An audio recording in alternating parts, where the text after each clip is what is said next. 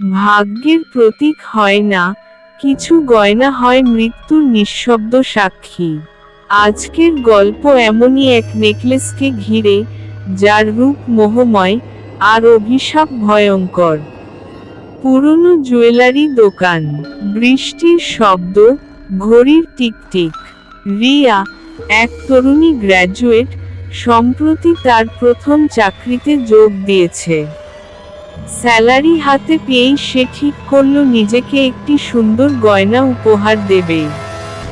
একদিন বৃষ্টির মধ্যে হাঁটতে হাঁটতে সে ঢুকে পড়ে শহরের এক পুরনো অলিগলির মধ্যে থাকা এক জুয়েলারি দোকানে।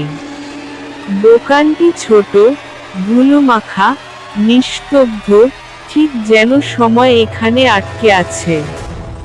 দোকানের বৃদ্ধ মালিক ধীরে হেঁটে এসে তাকে জিজ্ঞেস করলেন, কি খুঁজছেন মেয়ে?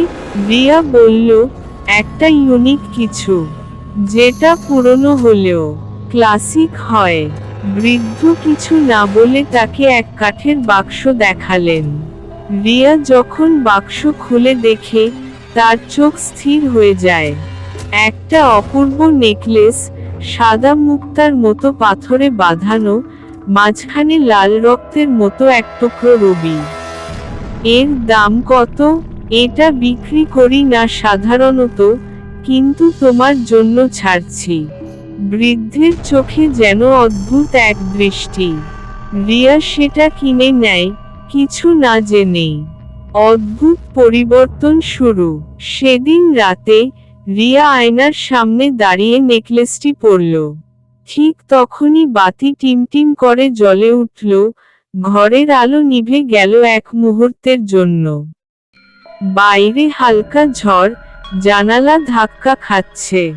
প্রথম দিন কিছু হয়নি, কিন্তু দ্বিতীয় দিন থেকে শুরু হলো অদ্ভুত অভিজ্ঞতা।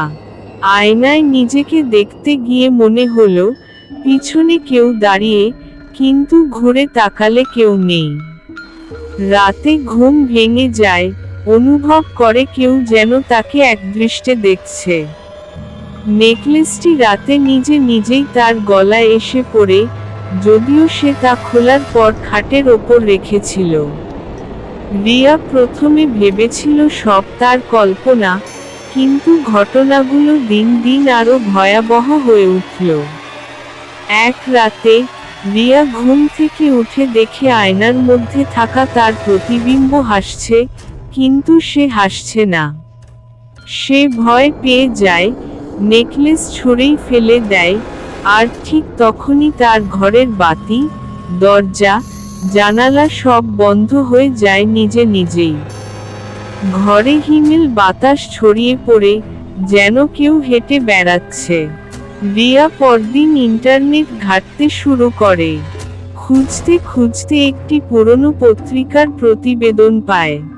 সেই রিপোর্টে লেখা, 1987 সালে শহরের এক অভিজাত পরিবারের মেয়ে, মেঘলা, তার বিয়ের আগের রাতে আত্মহত্যা করে। তার বিয়ের গয়না আজও খুঁজে পাওয়া যায়নি।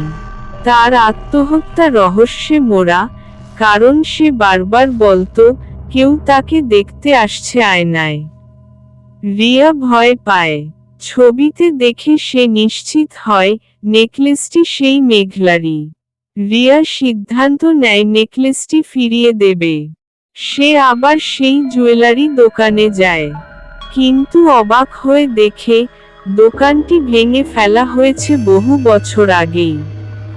আশপাশের দোকানদাররা বলে, ওই জায়গায় তো এখন কিছুই নেই। কবে গেলে তুমি? রিয়া ভয় পেয়ে বাড়ি ফিরে আসে। ঘরে ঢুকে দেখে, তার খাটের ওপর রাখা নেকলেসটি নিজের থেকে জ্বলজ্বল করছে, যেন কেউ অপেক্ষা করছিল তার ফেরার। সে হঠাৎ দেখতে পায় আয়নায় দাঁড়িয়ে একজন নববধূ। চোখে জল, মুখে ম্লান হাসি। ধীরে ধীরে মেয়েটি বলে ওঠে, আমার জায়গা চাই, বিয়েটা শেষ করতেই হবে। রিয়া বুঝতে পারে, প্রতিদিন তার শরীর, তার চেতনা কারো দ্বারা আচ্ছন্ন হচ্ছে। সে আয়নায় নিজের মুখে অন্য কাউকে দেখতে শুরু করে। সে পাগলের মতো এক মন্দিরে ছুটে যায়। পুরোহিত তার কপালে জল ছিটিয়ে দেয় আর বলে, এই আত্মা শুধু নেকলেসে বাধা নেই, এখন সে তোমার মধ্যেই প্রবেশ করেছে। তাকে আত্মাকে ত্যাগ করাতে হলে সেই অভিশপ্ত বিয়ের স্থানেই যেতে হবে, যেখানে মেঘলা শেষ নিঃশ্বাস নিয়েছিল। রিয়া সেই পুরনো বাড়িতে যায়, মেঘলার পৈতৃক বাড়ি। সেখানকার ধুলোবালিতে ঢাকা বিছানা, আয়না, বিয়ের সাজসজ্জা, সব আজও একই আছে। রিয়া নেকলেসটি রেখে বলে, আমি জানি তুমি শান্তি চাও, কিন্তু আমি তোর জায়গা নই। আমাকে ছেড়ে দাও। এক মুহূর্ত নিস্তব্ধতা, তারপর হঠাৎ সবকিছু কেঁপে ওঠে। আয়না ফেটে যায়, বাতাস ধাক্কা খায় চারপাশে। রিয়া অজ্ঞান হয়ে পড়ে যায়। চোখ খুলে সে দেখে, সে বাড়ির বাইরে, সূর্য উঠছে। মনে হচ্ছে সব অভিশাপ শেষ। কিন্তু শেষ দৃশ্যে ক্যামেরা ঘোরে, ঘরের ভেতরে সেই আয়নার টুকরোয় এক নারীর মুখ আবার ভেসে ওঠে। আর ঘরের কোণায় পড়ে থাকে সেই নেকলেস, আবার একবার হালকা লাল রঙে জ্বলে ওঠে। কিছু গয়না রূপের প্রতীক নয়, তারা অপেক্ষা করে নতুন কাউকে, নতুন দেহে ফিরে আসার জন্য। পরের বার কোনো পুরনো গয়না কিনলে একটু খেয়াল করে দেখো, সেটা শুধু অলংকার কিনা, নাকি এক মৃত আত্মার অসমাপ্ত গল্প। আপনার আশেপাশে এমন কিছু শুনেছেন? পুরনো জিনিসের সঙ্গে ভয়ঙ্কর কাহিনী কমেন্টে লিখুন। ভয় পেতে হলে সাবস্ক্রাইব করুন আমাদের চ্যানেল। ভয় যেন হয় অভ্যাস।